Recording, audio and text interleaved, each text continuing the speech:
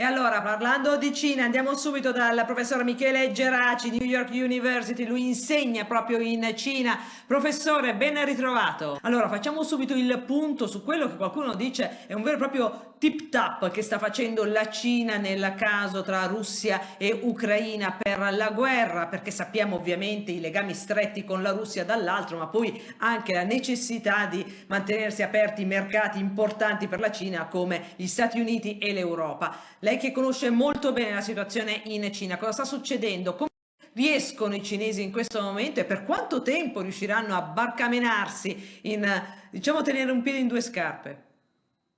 Allora, io in questi giorni ho avuto modo di parlare con persone, rappresentanti di governo, aziende ed altri, quindi ho raccolto delle informazioni di prima mano, se mi consente. Allora, la Cina è contro la guerra e lo sono tutti gli imprenditori perché questo crea dei problemi all'economia. In Cina sono molto pragmatici, oltre al concetto che ovviamente la guerra la condannano. Loro mi hanno ricordato, noi negli ultimi decenni 6-7 decenni non abbiamo mai invaso nessun paese, hanno fatto la storia ovviamente dell'Iraq, della Libia, della Siria e di altre diciamo, azioni dell'Occidente, quindi loro sono contro la guerra, anche per interessi pratici. Loro hanno, come dire, sottolineato che sono sì amici della Russia, ma attenzione, l'Ucraina ha come primo partner commerciale la Cina. Quindi la relazione anche commerciale tra l'Ucraina e la Cina è fortissima e quindi l'Ucraina tiene anche molto a questa relazione con la Cina. Quindi la Cina si trova in una situazione diciamo molto particolare perché loro ovviamente non si espongono come noi con sanzioni, non fanno accuse ad personam a nessun membro di governo e per questo li abbiamo un attimino criticati. Tuttavia questa loro neutralità è dovuta al fatto che loro hanno un'amicizia che vogliono mantenere con tutti, sia con la Russia, sia con l'Ucraina, sia con l'Europa ovviamente e che anche con gli Stati Uniti. Mi hanno anche detto che diciamo, loro pensano che noi in Occidente abbiamo un po' di ipocrisia. Loro non hanno battuto ciglio quando a Belgrado abbiamo bombardato la loro ambasciata ed è morto un cittadino cinese. Il loro messaggio agli ucraini direttamente è quello, attenzione, che probabilmente l'Occidente vi sta un attimino, come dire, non prendendo in giro, ma promettendovi delle cose che poi non potranno mantenere. Infatti loro sono in Cina molto, come dire, irritati di questa sfida che gli Stati Uniti gli stanno ponendo, che stanno cercando di mettere sanzioni triangolari, quindi gli Stati Uniti vorrebbero imporre sanzioni non solo alla Russia, ma a chi fa commercio con la Russia. Ovviamente la Cina, che continua apertamente a fare commercio con la Russia, non le accetterà mai e loro dicono ma perché voi in Occidente dovete criticare chi fa accordi con la Russia? Perché queste sanzioni triangolari? Quando voi non mandate un soldato, non fate la non-fly zone, non promettete, avete adesso fatto marcia indietro anche sulle promesse dell'Ucraina di rientrare nella NATO, anche sull'accesso all'Unione Europea. Quindi attenzione, non criticate noi perché voi stessi, è la Cina che parla dell'Occidente, state solo un po' parlando e non state facendo nulla di concreto. Questo è quello che pensa la Cina.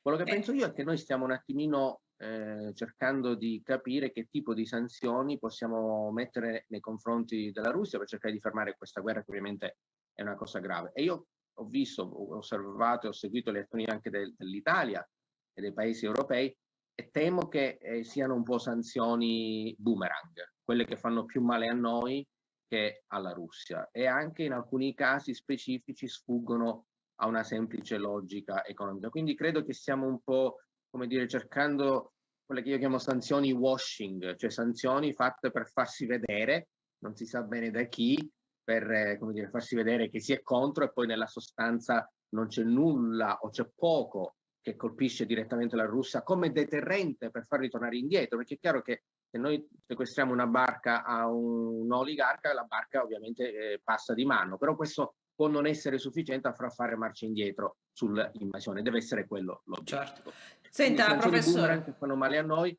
sanzioni un po' washing, un po' così, tanto per farsi vedere. Intanto Draghi che dice Putin non si fermerà, non vuole la pace, l'Europa che con Michel dice l'Unione Europea sia all'altezza del coraggio del popolo ucraino, queste le indicazioni che sono arrivate proprio poco fa da Versailles. Tanto però a proposito di sanzioni boomerang, ha visto le dichiarazioni di Cingolani, il ministro per la transizione ecologica, che dice senza il gas russo potrebbe essere una vera e propria tragedia sociale. Impatto dalle sanzioni, perché qui si ragionava, ha visto su una crescita nel 2022 per l'Italia del 4,5%. Sappiamo già che con il caro dell'energia viene tagliato uno 0,7%. Giovedì Christine Lagarde ha ipotizzato un'inflazione nel 2022 per l'Eurozona oltre il 5%, una crescita sotto il 4%. Quali sono, secondo lei, è stato già sottosegretario, lo ricordiamo, al Mise nel governo Conte 1, le conseguenze di questa serie di fattori? C'è il caro energia che già era un elemento importante prima dello scoppio della guerra il 24 di febbraio, lo scoppio della guerra con tutte le conseguenze sul fronte delle commodities e poi ovviamente anche le mosse delle banche centrali.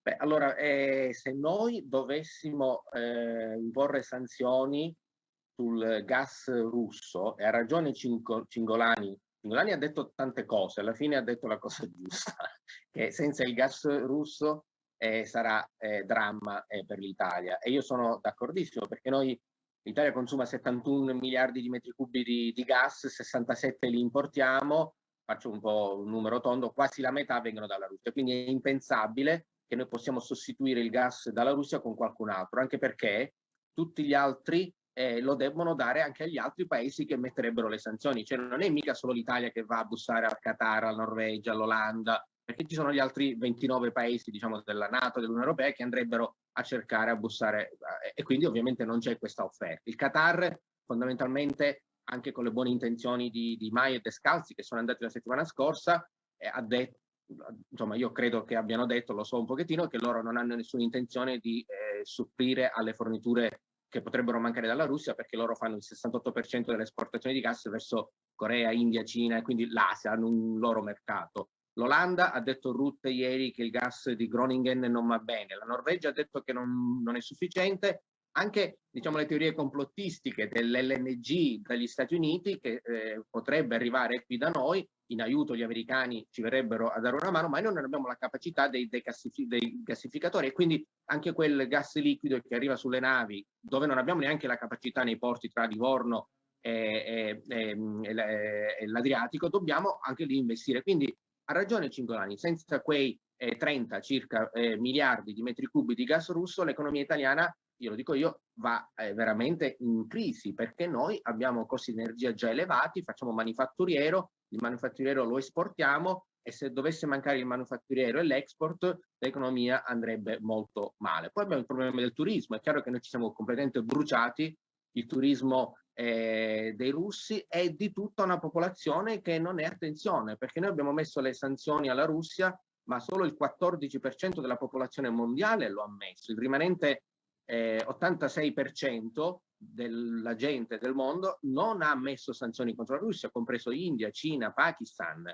Quindi noi stiamo riuscendo nell'intento di far fare, come dire, gruppo a paesi come l'India, la Cina e il Pakistan, che normalmente erano in scontro l'uno con gli altri, invece si sono aggregati in questa, come dire, posizione neutrale di non mettere sanzioni.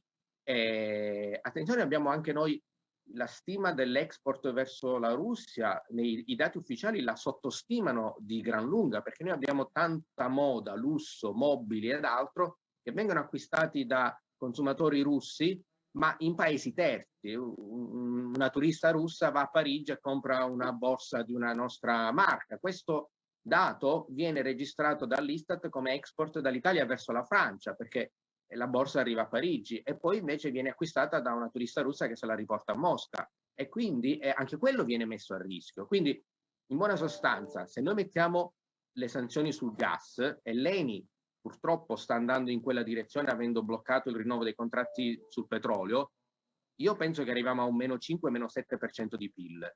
Lo so che voi sorriderete, ma vi ricordo 2 anni fa, all'inizio della pandemia, avevo detto il PIL può cadere di meno 3, nel momento in cui l'allora ministro Gualtieri diceva 0,2, un piano di recupero di 3 miliardi, quando adesso ne abbiamo 200 miliardi e neanche quelli potrebbero bastare. Quindi non voglio essere pessimista ed è tutto funzione di cosa succede. Il gas è fondamentale, non siamo in grado di poterlo sostituire, non ci deve piacere, quindi non è una questione di gusto, è così e quindi è inutile che andiamo a, come dire, anche a irritare, perché poi ci possono essere le controsanzioni.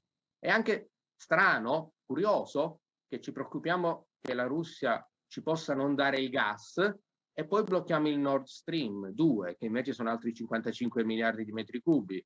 L'ENI blocca le importazioni di petrolio e quindi il petrolio si può trovare da altre parti, però nella produzione di energia elettrica può essere fungibile, meno petrolio serve più gas per fare l'elettricità. Quindi attenzione, siamo in una, come dire, una corsa al ribasso per questa smania dei 27 nostri europei e degli amici atlantisti di andare al ribasso, e le dichiarazioni che vengono da Versailles non sono incoraggianti, perché manca forse la contezza del danno economico.